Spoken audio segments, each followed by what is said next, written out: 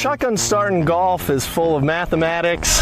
There's a lot of setup work that we have to do in order to make a tournament work. So I'm going to demonstrate to you just exactly how we do a shotgun start here. Here we go. Hey. All right. Gentlemen, start your engine!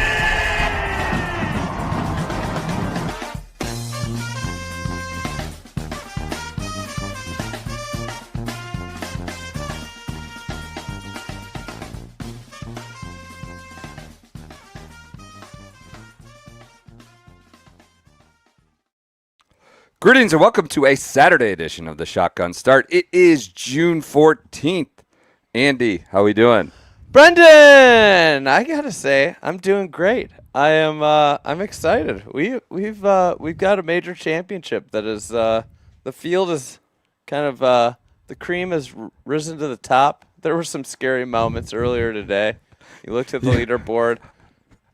You spent not an insignificant portion of the midday trying to rally a not insignificant portion of the media center to join the Cone Zone to root for Trevor Cone, who had gone from, I forget, 5 over to 1 over, or 4 to 1, and you were like all in on Trevor Cone, just blowing up this 125th U.S. Open. You spent a good amount getting into the Cone story, the Cone Zone. But I convinced so many people that his father was David Cone. They were into that. That was a portion of the day. I'd say there was some. You got out there to truck around with Mark Leishman, our favorite first baseman, who's T11.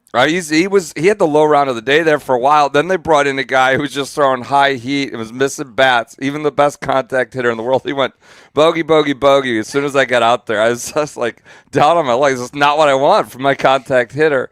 I said to somebody that he's always struggled with that low outside curveball, and the last couple holes at Oakmont, just that's the pitch they're throwing him. He went bogey 14, 15, 16, but hung on there on the way in, made a good birdie on 17. We're set up. We got, I wouldn't say dissimilar to last year in terms of number. Names are certainly different, where you sort of have 2 final groups under par, 4 players. I'm not sure we'll do the how far back is too far back deal, I'm sure. But you've got Sam Burns and Adam Scott, J.J. Spawn and Victor Hovland as your 4 players in the red. We finished Thursday with the lead at 4 under. We finished Saturday, 54 holes later. The lead is still 4 under. This was a softer day, to be sure. Green's Absolutely. Much more receptive. But we didn't see anything nutty out there. There was a 67 from Carlos Ortiz. I think that's the low round of the day, unless I'm missing something early. But no one went, 64, 65 like Sam Burns yesterday. Still a brute, still a significant punishing course. And we're set up for, I think, some pretty good stories. And I'll say this at like 4 o'clock, 5 o'clock, we're like, this is boring. The identity of this is, we're sort of leveling out to around par, and that's the entire thrust and purpose of this competition. It's become boring, but I think sort of we've got a lot of rejuvenation there in the last 3-4 hours. You know where the rejuvenation came from? Where's that? One Sir Adam Scott. You jammed. Former world number 1. A player for of like a week, by the way. A player of my coming of age as a golf fan. Totally. This is a man that I've watched play for, 25 years or whatever. It's incredible. Incredible. He had 187 ball speed on 18. He's played in 96 straight major championships. I jammed him on Tuesday's show. I'm happy I jammed him. If jamming people get them to perform this way, I'm going to start jamming everybody that I enjoy. Adam Scott, he's in the final group. I thought it was big for him that Spawn made the bogey on the last. He's going to get a final stare. Group. He's going to get a stare. The sheriff's top man. Sheriff Scotty's top man. They're staying at the same police station. There's at the same precinct. Yep. Deputy Sam Burns and him will go toe to toe in the final group. Deputy Sam. Yep. Scotty got stuck doing paperwork. Deputy Sam got sent out into the field to monitor the situation, keep the peace from the same precinct. And he's out there. Deputy Sam, as you started calling him. We got to get a sound on the soundboard for Deputy Sam. Yeah, what could we think about that one? Maybe like I suggested some handcuffs. He's the one that goes out and makes the arrests. Let's go Scotty first. I think for us that's an ideal situation. You know, he turns 40. Not Scotty Scheffler. No, so the original Scotty, I guess, the as he's known, the Aussie Scotty. Yes, the OG Scotty. This 96 in a row started at the 2001 Open Championship. PJ, do you know how old are you right now? When were you born? 1999. So you're 2 years old. You're about Bennett Scheffler, a little bit more than Bennett Scheffler at that point. Graves, who's with us, was born in 2002. Incredible. He's out there taking great photographs. 2001 Open, I believe, was when his 96 straight streak started. That was won by none other than Double D, David Duval, who's out there grinding on the Regents tradition now. And here you have Adam Scott. Was that the Woozy year? Where he threw his extra driver against the tree? I think so, if it's Lytham, right? Yeah, I think that was it. We had Woozy, like, kind of in the last 3-4 groups or something? Yeah. So that's where we're at. Adam Scott played in that major. He's not going to play in the final group on Sunday. I would say a little bit of a surprise. Like, not a little bit, a lot bit of a surprise. Still an absolute class golfer. You know, can hang with all these kids now. Total class golfer. But he hasn't been, like, great this year. He's been okay. He's been fine. He's like 100th in the FedEx Cup. This is part of why you talked about it. Like, you're like, there's sort of like the Scotty, I don't know if it's fatigue, but it's like he's just not been, he's living off prior name. Yeah.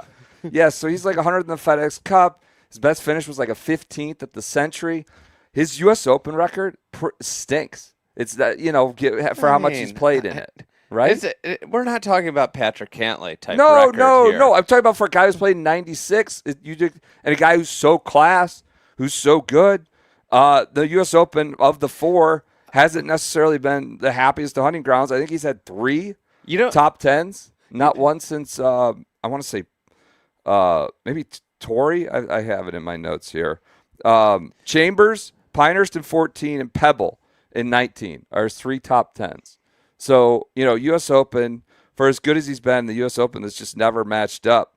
I like this quote on Friday. He goes, you know, this is all I'm really playing for are these big events. There's like 8 I think about at the start of the year, which, you know, there's a good sort of comparison here with Justin Rose. Yep. Nearly winning the Masters, nearly winning at Troon last year.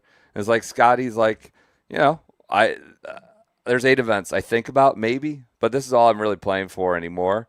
And, you know, it's hard to turn it on like that, but he's still got it in the tank. And this, for us of a similar age, is certainly a second major, an Oakmont U.S. Open, feels sort of commensurate. You have 2 majors. Obviously, you know, one major that he just lost in a big duel with the greatest player. One of the great players of the generation. And one of the lost greatest. That one. No. He lost it it was a duel. They were duking back and forth. That's not true. He went bogey, right? Well, this other great player, Ernie Els, came out of nowhere to capture that one. Kind of stole it from him in a way. You know, always has felt like somebody that deserves more than one major. And like a big part of it, a guy that went up against Tiger Woods. And was compared to Tiger Woods. Obviously, like, for people that weren't fans back then, I mean, like, he burst onto the scene and literally, like, I would say, you know, there was Sergio, who was like the guy that was supposed to challenge Tiger, and obviously, you know, the PGA built that up. But then Adam Scott they shared an instructor in Butch Harmon. Their golf swings, there were always just these comparisons of their golf swings.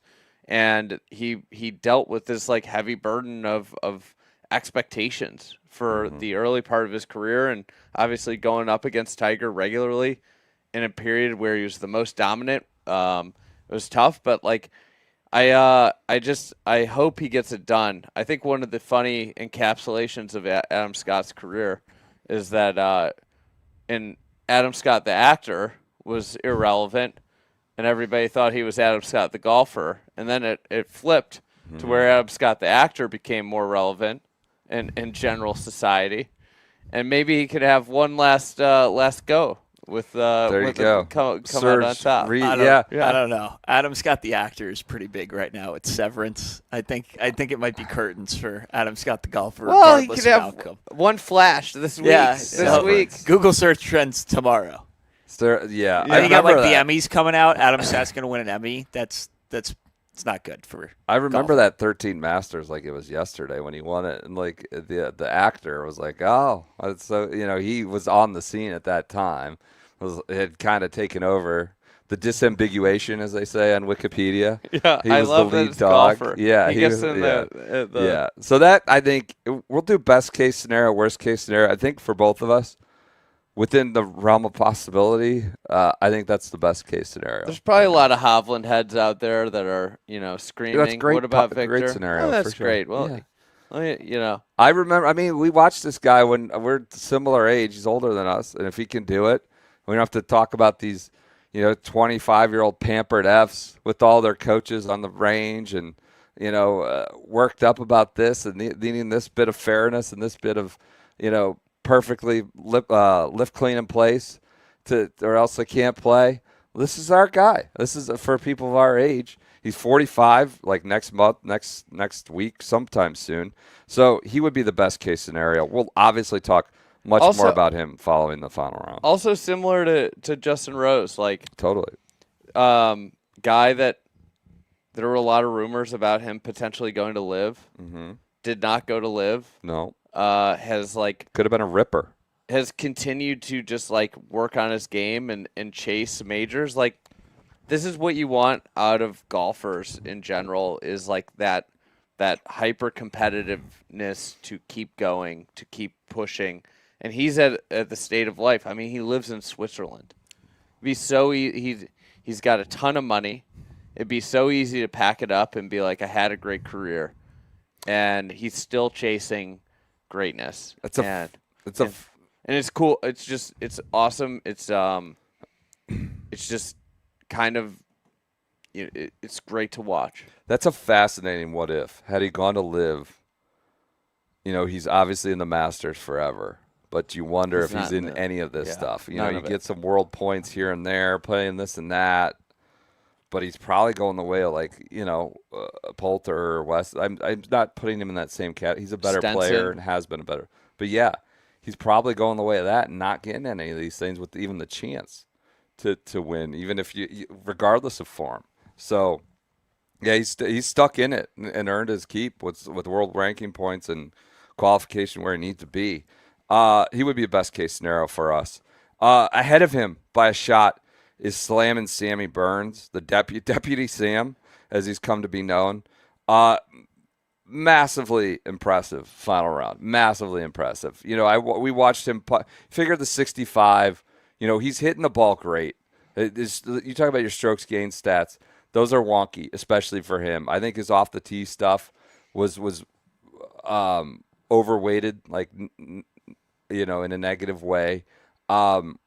I mean, he drove it in some really bad places, spots though. for sure. He had to basically chip out 4 times today. Yes. So they should be. The driver is he has to drive it better tomorrow. Oh yeah, but he still got in the house, shot 1 under 69, to follow up on the 65.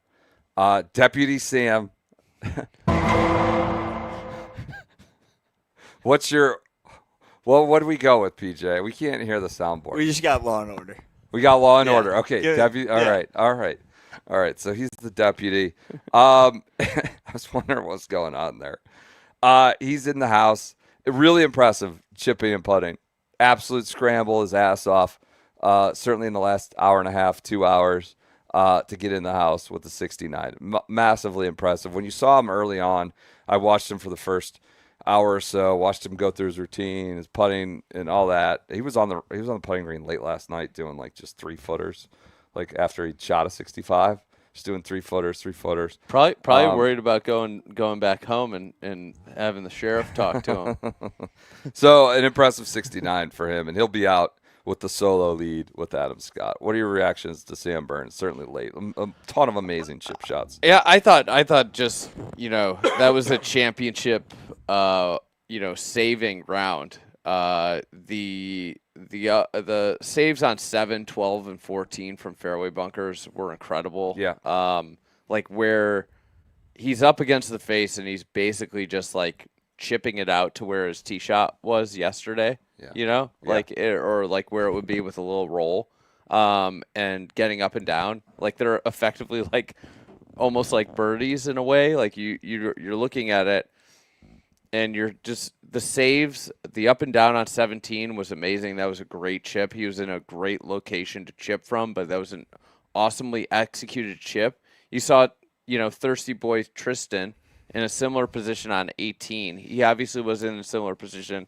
17 had a great chip, but on 18, you can see him in a bad position. He just hit like one of the worst chips you'll see from a guy in contention deep in a major. And it's like, it's hard to hit those chips off tight lies with like a little bit of nerves. And what he did on 17 was awesome. He's obviously, I think, like you look at the board, he's the best putter of anybody within striking distance. And I think like with Oakmont, the way it's set up, it is a little bit of a junk fest, right? It's hard to hit it really well. I'd like to shout out PJ's guy, Cameron Young, hit 17 greens today. He did, which is incredible out at Oakmont. Yeah, to do that. It's appreciated. The committee values your appreciation. Did he not get enough out of that 17 greens? Yes, he did not. Okay. You can read about that in the newsletter. All right, there we go. But like you're gonna miss greens out there, and that's where like the short game that Burns has brought this week is really good, and obviously the putting aids in that, like up, getting up and down. But he has to hit it better if he wants to win tomorrow.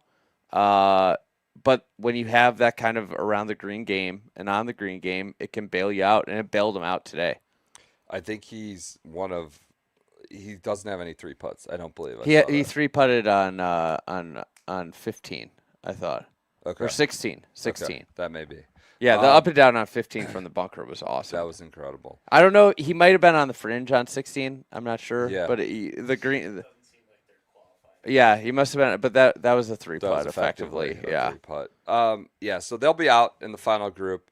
An incredible final pair. Not incredible. It's a great final pairing. I think we're in the cone zone there for a little bit. We get Sam Burns, who's not had a great year, been really bad on approach for much of the year, been a great putter, has kept that putter hot this week and much improved his approach play coming off that Canadian Open close call as well.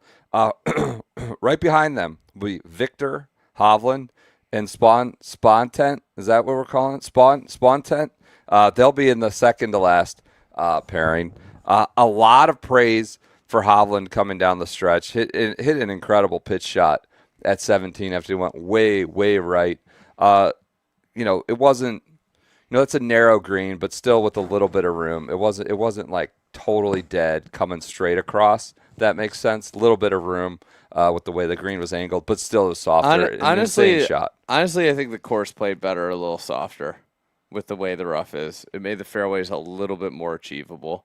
Okay. And it made shots from the rough slightly more achievable, where you got to see an awesome shot from Victor Hovland.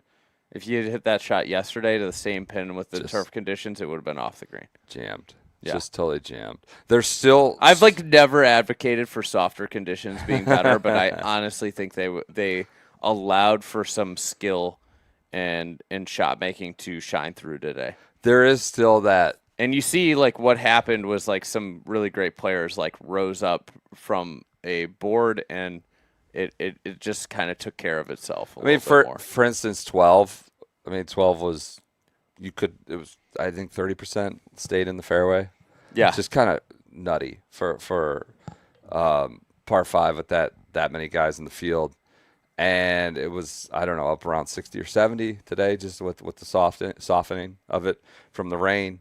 Hovland definitely took advantage. There's still certainly that, like, I guess luck of the draw might be the colloquialism, the phrase you would use, where you might fall to the bottom and get totally screwed, or you might be, sitting up. So there is that kind of blind draw effect where Hovland has a chance to make a swing on it like that, and someone, prior to him may have no chance, might be totally dead just on the way it sits once you go over there, and that's sort of the luck of the draw when you go into this rough.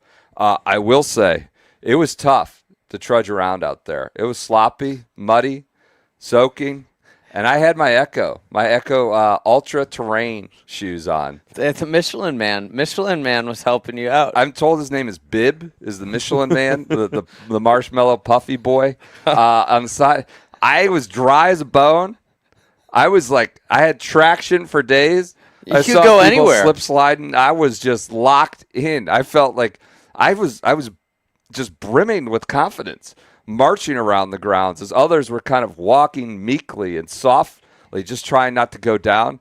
I had my Echo Ultra Terrains. Now that we're off Muddymont, I'm back. I've got my court shoes on here. I believe these are called court shoes. You've got your all white deals there. Yeah.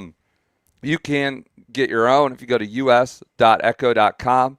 They've been a great partner. I was giving away some complimentary cards to purchase your own, or complimentary, redeem your own shoes on the website last night when we were at Local Remedy with some great folks we met out there down the street from Oakmont. They've been a great partner of ours for a couple years now, certainly at the U.S. Open. Really comfortable. This hasn't been an easy walk. This hasn't been an easy walk for us. Hasn't been an easy walk for some of the players in the field. Hasn't been an easy walk for some of the fans. For some of the fans. I bet a lot of them were envious of your shoes. Yeah, I'll tell you terrains. what. We had Thorbjorn Olesen, the gentleman.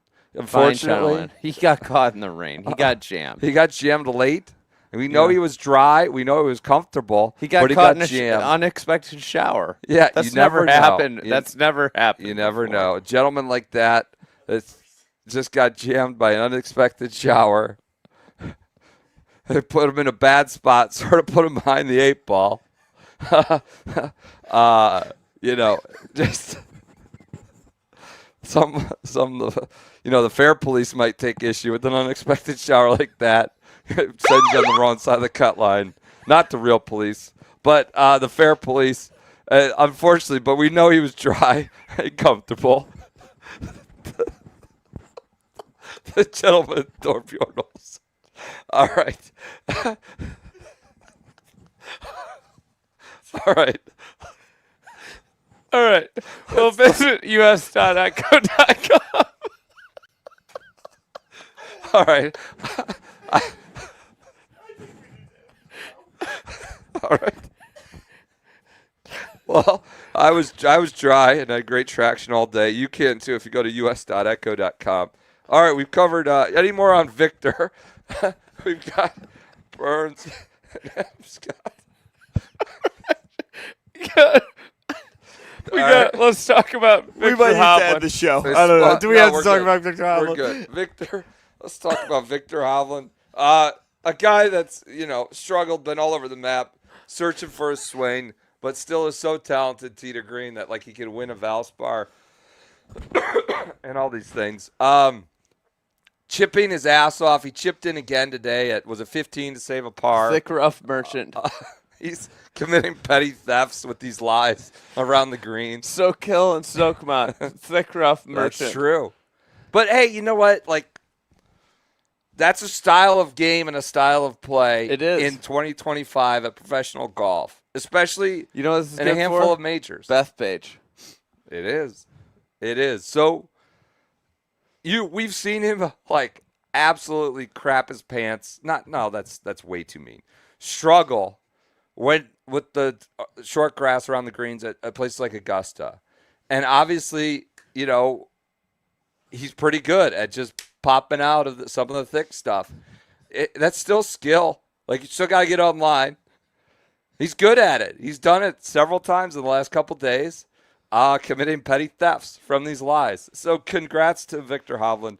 Do we think he's a contender or pretender? I think he's an absolute contender. Yeah. I think, you look at it, and I think if somebody goes out, if you can hang, I think 5 wins this tournament.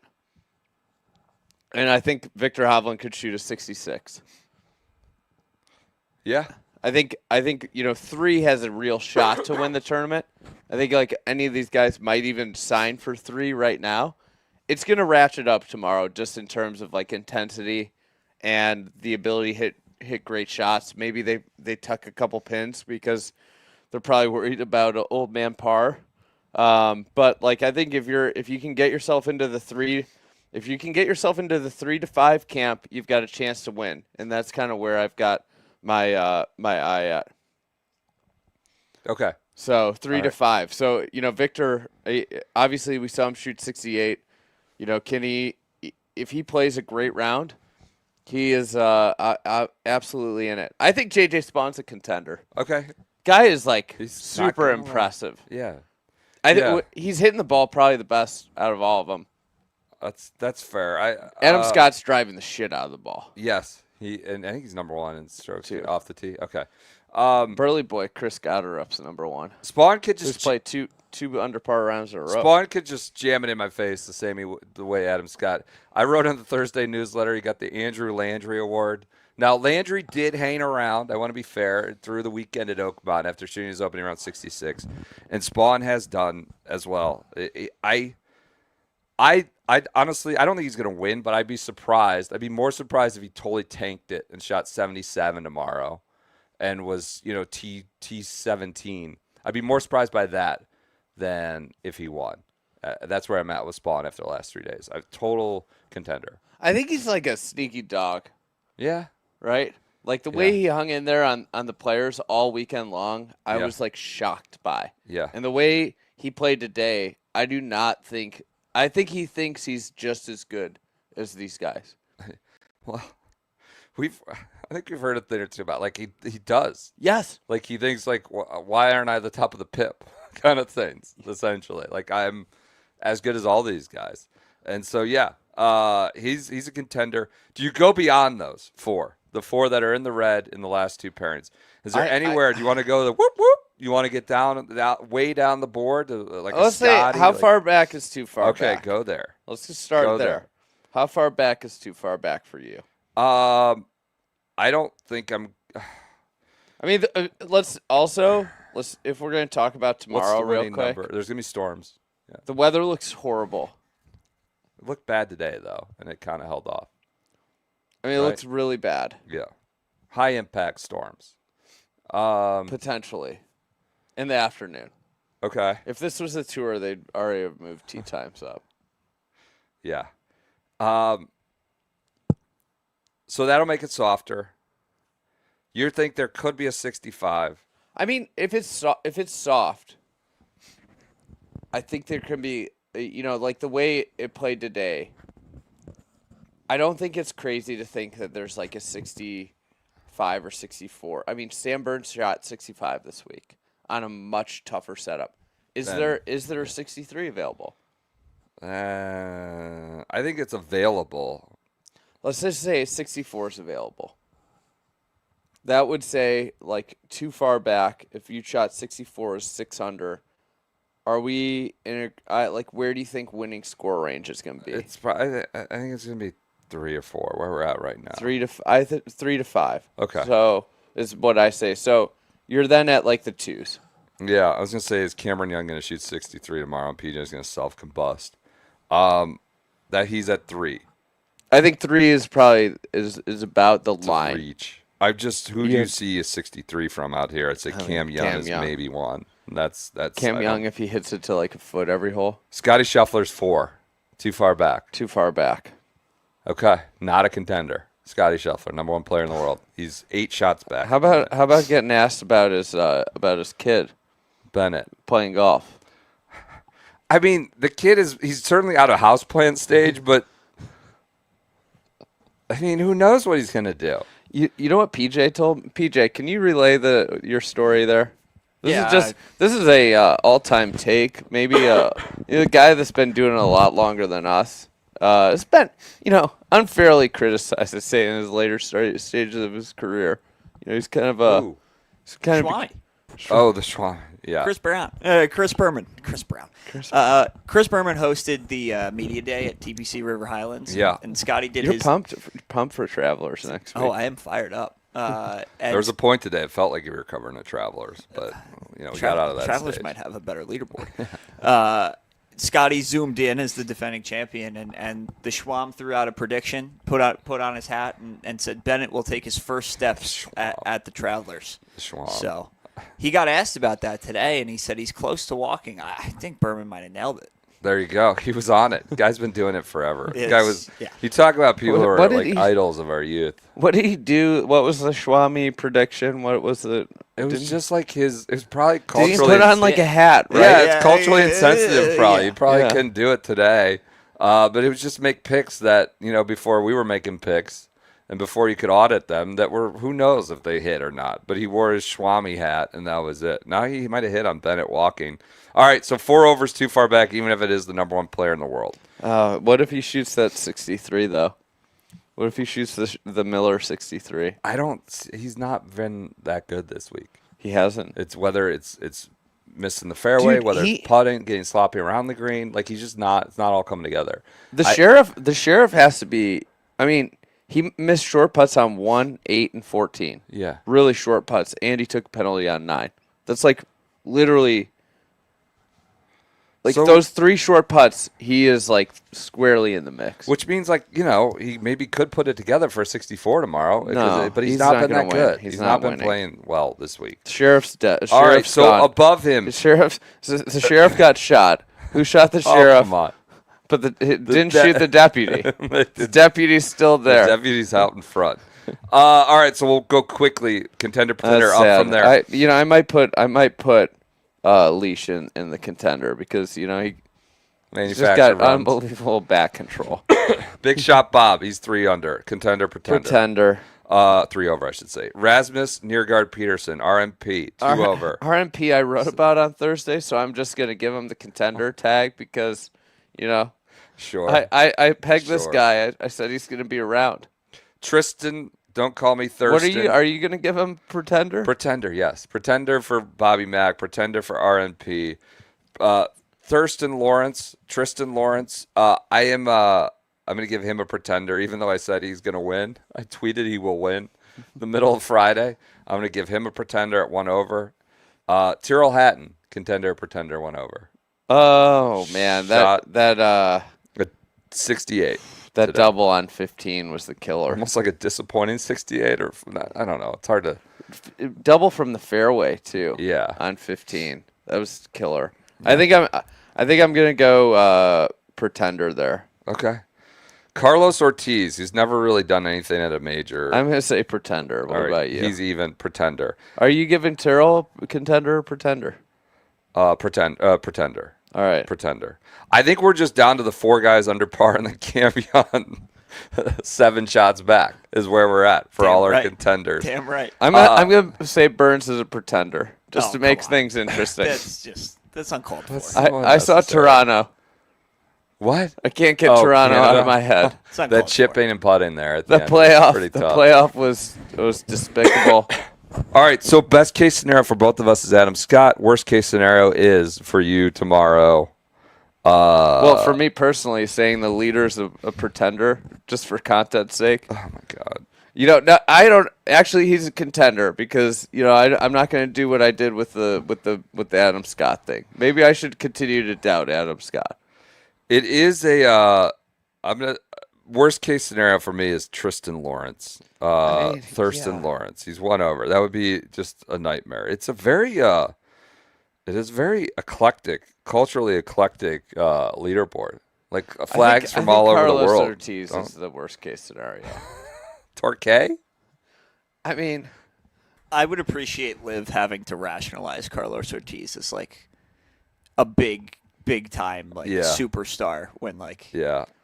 Even if he wins, it's not going to change the Carlos Ortiz situation, I don't think. What do you think Torquay would do? Like, who would be the Neiman- star of the that would team, be- right? that been would be a this good total bit. failure at the majors, and is allegedly the best player in the world, and he doesn't get the first major on. What Team would Phil Torquay. tweet? Phil would tweet. Phil missed his cut. We were recording before he missed the cut last night. Sounded like sad scenes there. Sad boy Phil going out early. All right, I think that does it for best, worst. Do we have a pick to win before we get to notes? Do you have a pick to win with 18 holes to go? Or you want to rip through notes first? Who's then your we'll do pick? it. No, let's rip through notes. Let's rip through notes. Quick one. we go? They need. We all hate our kitty litter until we get to a place that doesn't have kitty litter. Could have used that out there today. That was my first so note. sloppy. It was tough. It was tough scene They bought all the gravel. in Allegheny County or whatever. Yeah. Hey PJ, can you hit the soundboard for our boy that talked football fandom today?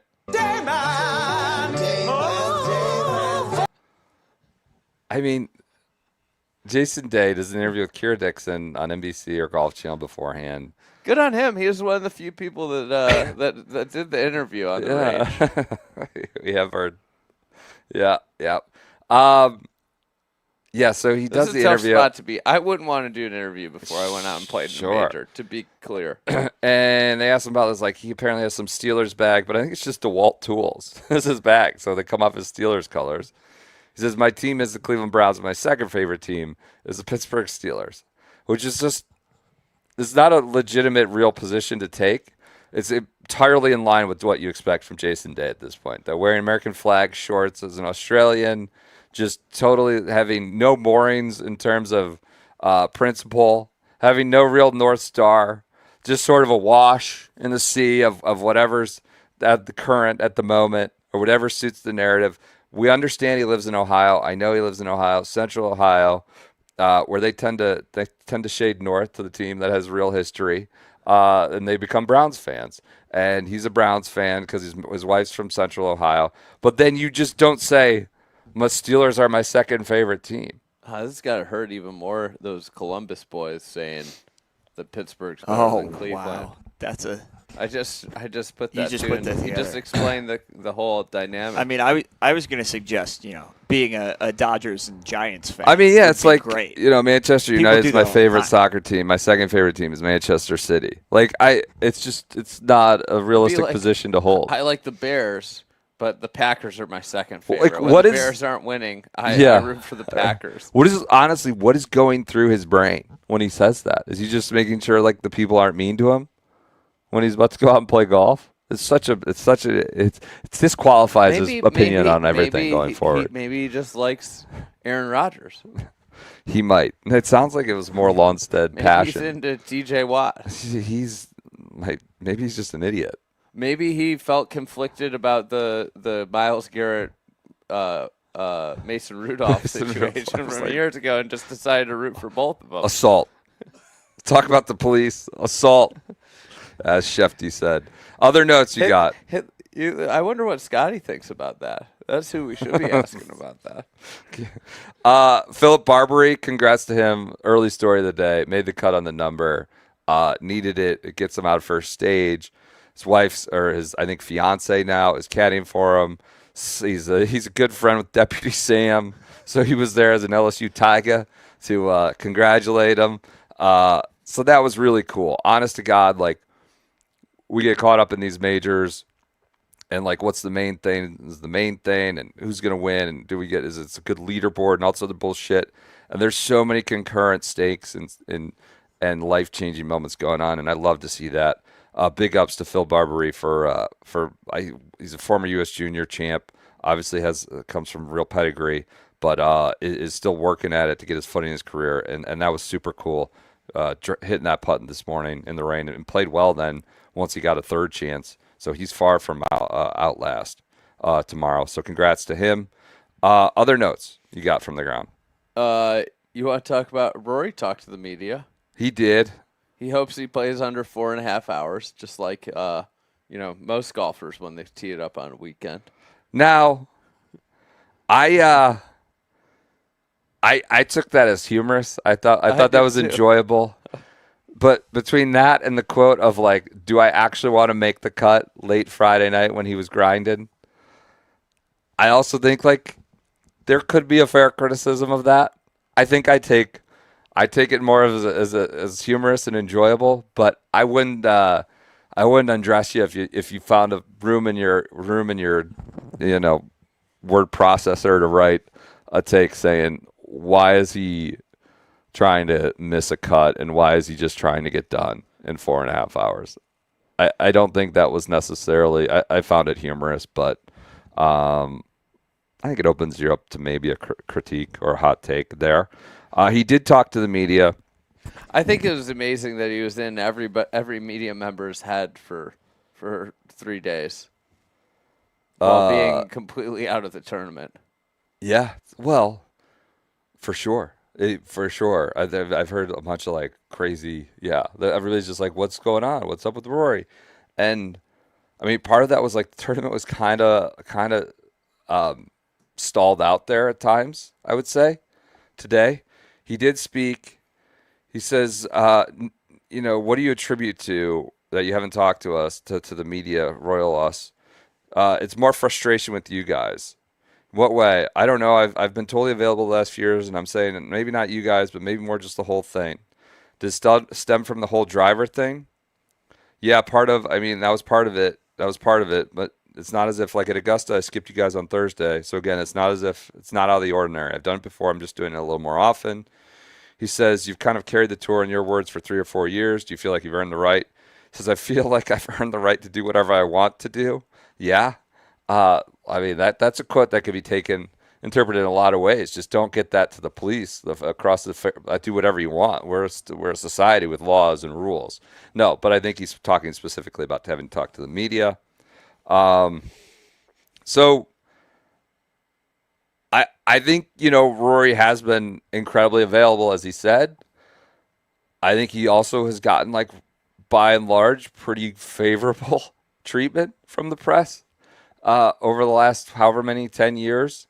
But yeah, he's definitely overanalyzed. I think the psychoanalysis stuff is like, wait, like, is Rory upset? Is he happy? Is he, is his driver working? Like, it's really tiresome for me. Like, I can't imagine, other people. Like, I think it's just we're over fixating on it. But he's gotten pretty favorable coverage from the press. Also, he's made himself incredibly available. So it's like a lot of things I'd say that are pretty complicated. I'm not necessarily outraged about one spot. He should talk though. He should probably talk to the press. It's good for the overall product. He should talk more often. I think everybody should be doing the like, I'm too mad to talk. Go up, answer one question, and then be like, you know what? I'm too upset about my round to talk, and walk away. Because then Rom essentially kind of did that. I think that's the best media play out there right now. Yeah, it's funny. I was talking with some journalists on the range, and they were like, Rory is gonna make the PGA Tour make some ridiculous like policy about, and it's gonna be like something like you're required to talk to the press once in a tournament, but then what it's gonna turn into is they just talk once. Like, hi. Yeah. And they're all pick like, I'm available to talk on Tuesday. And so like, this is the thing. I don't know. I think like, listen, the whole last few months is like the reminder. I always thought it was ridiculous when people were like, DJ doesn't care years ago. DJ like just doesn't really care about golf. And like he's at the top of the game. You have to be so committed to the sport to be at the top level of the game. Like if you slack a little bit, if you stop grinding, you fall from that like world class level. And it's like something that should, like when you talk about Adam Scott, 96 straight majors, like the level of play that he's had to sustain to be up there for so long is incredible. The level of play that Rory has sustained for years to be at the very top of the game is incredible. But like Rory, the last couple months, it's like, listen, like the hungry dog runs a lot faster than the fed dog. Yeah, I And- think that's and, more like- than anything. And I think that's what everybody should be talking about from this is like, look at this. This guy was on top of the golf world, was unequivocally the best player in the world of golf from basically the beginning of the year through the Masters. And he took his foot off the gas just a little bit. It's not like he has not been playing, you know? He's talked about how he's like, and like, look what happened to his game immediately. And he's like fallen. And it's like the level of commitment it requires to be at the top of this game is extraordinarily high. Yeah, And I think that should be the story coming out of the week about Rory. And it's, you know, he's been so consistently good yeah. for however many years, but certainly within the last 5 at And majors. the majors, yeah, Yes. it's insane. And he got it, and so I don't want these like there's like a lack of motivation, but obviously like you tilt a little bit off from what you're used to or how you MO. And I saw some people say like he's being a baby, like he's being just a baby was I think the phrase. I think he's just sorting out this post-Masters situation. I don't know though. I'm not gonna tell you you're a clown for, or it's totally wrong to call him that. It's an interpretation that's just not one I'm ready to take, quite honestly, yet. He does come across a little terse in some of this stuff with the exchanges, and you know, I think it should just be a happy summer. I also like, you know, it's like crazy that like all these stories are like he's not talking when he's not even in the tournament. Right. That's true. Like It- how it many is other true. players that like I mean, Scotty, Phil, Rom. Yeah, even if if Rom played a bad round, like nobody would go request him. Did you talk today? Maybe. Yeah, I guess. No, he didn't talk today. Oh, I don't know. Yeah, that's become. But for what's interesting though is the not talking sort of just has made it like this more of a story. Does that make sense? Like, Yeah. so that when I've seen him throw clubs for the last 10 years, I've seen him break a tee marker here and there. And then like people will do this over psychoanalysis because I don't know. It's also the media being up their own ass a little too much too. Like the media loves to like sort of feed its own beast, right? And become its own, like it's way bigger deal in this small press tent than it actually is. So other notes. I'm out of notes. Okay. I got the pin sheets are out. Okay. What do you got? This is just word from my my text here. Yeah. I got ZB commenting on the pin sheet here. Yeah. What's he got? Says 15 and 16 are unreal pins. Okay. Where are So you got front left on 15, like way tucked front left. they? Uh-huh. And Green then- that runs, left to right back. And then 16's what? And then 16 Way is back. way or back something? right. Yeah. That's fun. A lot of guys, that was into the wind today. A lot of guys hitting, what I saw, like lower stainers and just all kind of hitting dead into the front, that front slope and just kind of coming back down. But trying to hit low stainers into the wind. Those are some good pins in the last hour. Yeah. Other notes, I just want to, not to kiss a bunch of ass here, but shout out to USGA for that thing this morning. We're like, look, it's a mess out here. If you don't want to come, we'll refund your money. I feel like you look back at 10 years, 9 years ago from where they were, like just with Chambers, with the ruling here, with like Shinnecock in 18, they were just this punching bag, rightly or wrongly, but they just kept losing PR battles. And I think like, I don't know if they changed anything deliberately, but it is like far and away just the best. Joel Beal, I think, had a tweet this morning, like in this era of like constant like greed and just penny pinching on this and this margin and this edge and this edge. And certainly like with the tour and live, like they've become again like a model for just championship golf and like sensible championship golf. Yeah. And just a shout out to them. Like, you don't want to come. It's muddy. We had to close a lot of spots that we were previously open. Just don't come and you can have your money back. Kind of a good thing. Very good thing. Also, players seem to be hanging out more than they usually would. JT hitting balls on the range. Yeah. I mean, that was like an antagonistic relationship maybe 9 years exactly. ago. Right. How about JT hitting balls right when the leaders are going out?